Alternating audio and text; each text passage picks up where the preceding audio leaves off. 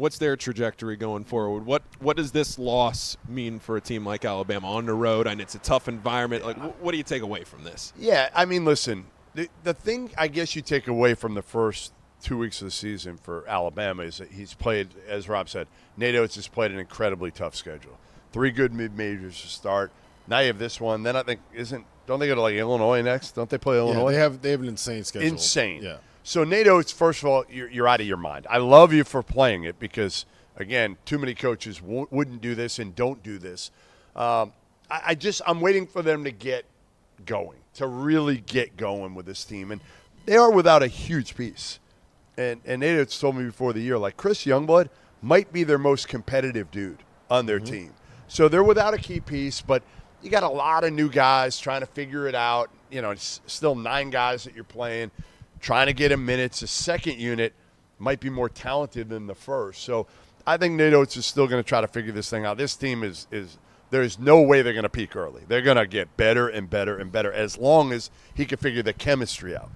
Yeah, I think there's a couple things here. One, they're getting the shots that they want. Like, they're getting the threes that they're not bad looks. They're missing them right now. And the question that I kind of have is, are these guys bad shooters? Like, are the players missing these shots because they can't make them? Are they missing it because they're not confident? Is this just, the stretch where they're not making the open looks that they're getting? Or is this something where, Jaron Stevenson stepping into a bigger role, and Cliff Amore is a new addition to the team, and you have, I think it's 4 freshmen that get minutes, and Aiden Holloway's new, and you don't have Chris Youngblood, and there's just an acclimation process to what people are expected to do when you're playing for Nate Oats and you're playing in that system. And I honestly, it's probably all of the above. I think that the ceiling for Alabama, if Mark Sears is playing like the Mark Sears that we saw last year, right, because we know he has that in his game, if you get Jaron Stevenson and Grant Nelson living up to the expectation of guys that are 6'10", 6'11", and as skilled as they are, you got those freshmen making shots. You got Chris Youngblood coming back. Latrell Wrightsell starts making some shots, and Cliff Amore can stop fouling people. Then you have the makings of a really, really, really good team that can win a national championship. But they have not come together the way that Purdue has because of the continuity that Purdue has. They have not come together the way that an Auburn has this early in the season. Or and Gonzaga because of continuity. Yeah. It's continuity. Continuity is the word over the first 2 weeks of the season. And here's the thing. Like, I don't think I don't think it's fair to say that they don't have continuity because they got guys back. They got Grant Nelson, they got Mark Sears, they got Latrell Wrightsell, they got Jaron Stevenson, they got all of those guys back, and that's better than just about anybody in college basketball at this level, right? So I don't think that you can say continuity is the issue. I think it's some of the new pieces haven't bedded in perfectly yet. I think they've missed some of the shots that have been open, and maybe missing Chris Youngblood is a bigger loss than we thought, and maybe they're just not as good as we thought they were going to be. I still think that this team can win the SEC. I still think that this team can get to a Final Four. But there's more of a learning curve than I think I realized. And I had them number 1 this week, and I probably would have them closer to 3, 4, 5 if I was going to do the poll right now. Well, I mean, you got to put Purdue ahead of them today, don't you? I mean, I know the way you do your poll. The way you do your poll is no. Is, you beat. I mean, if you listen to this guy, you beat someone. Like even if Purdue beats Alabama, it doesn't matter. How about this? Are we doing a therapy session here? No, you can sit here. You know what's funny? You know what's funny, Jeff? Yeah. You're sitting there saying all this, but you're not talking into the mic, so no one has any idea what you said. Well, I'm trying not to see. I'm trying to talk to Paul because I'm so bring the mic with you. Look at this. You do it like this. No, listen. If you want to get frustrated by the way he. If you want to rank Purdue over Alabama, then there's nothing wrong with doing that. Okay, so Purdue also won a game at home. You're supposed to win your home games. But you still have to do it. And they did it, and they beat him.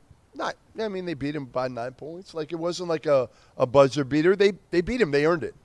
Okay. Like, to me, I think you – I don't care about – disagree? Wait. Would you disagree that today Purdue is the better team today? Probably even on a neutral floor. They probably were a better team today. Probably, right, yes. Right. Yeah, and that's all I would say. It's like, I'm not saying saying Alabama – listen, a month, 2 weeks from now, Alabama could go on a run here. They also shot 9 for 16 from 3. Alabama was 9 for 29. Okay. They only turned the ball over 3 times. I think the overwhelming issue that I think here that we haven't talked about enough yet is that bringing in Cliff Amore, the reason you did that was to turn yourself into a better defensive team, right? Because last year, remember, if they were going to win games, they had to win like 105 to 100, right? Yep. And in the first 3 games, the numbers were better. They were forcing more turnovers. They had a lower offensive rebounding rate given up, and they were not as allowing as high of a shooting percentage at the rim, which are the 3 things that you would expect for bringing. But they were also like Amore. mid-major. But they were also teams. mid-major opponents. Right. And then you look today, and Trey Kaufman-Renn was 11 for 22 at the rim. Which is surprising. Right? I mean, if you think about that against Cliff Amore, it is a little surprising. But what happened was Trey Kaufman-Renn got him in foul trouble, and Cliff Amore played 22 minutes. And then once Cliff Amore's not in there, like, you're not worried about the freshman. Or if you Jaron have Stevenson. Yeah, Right. or Jaron Stevenson or Grant Nelson. So that's the big issue, is that we thought that the big transfer they were going to bring in was going to change what they were defensively, and it really hasn't. I'll say this. I'm not worried at all about Alabama. Mm-hmm. And Randolph Childress should offer an apology today about the Purdue Boilermakers. Yeah, he Right? kind of does. I mean, he has been killing Purdue. So, RC, wherever you are, we know you're not awake right now. But when you wake up and you see this. Oh, he's definitely awake because he's watching the Tyson fight. He is. That's right. Yeah, you know he's locked Especially in on when he Tyson. saw Tyson, you know. No. Bear took his Mike Tyson, you know. So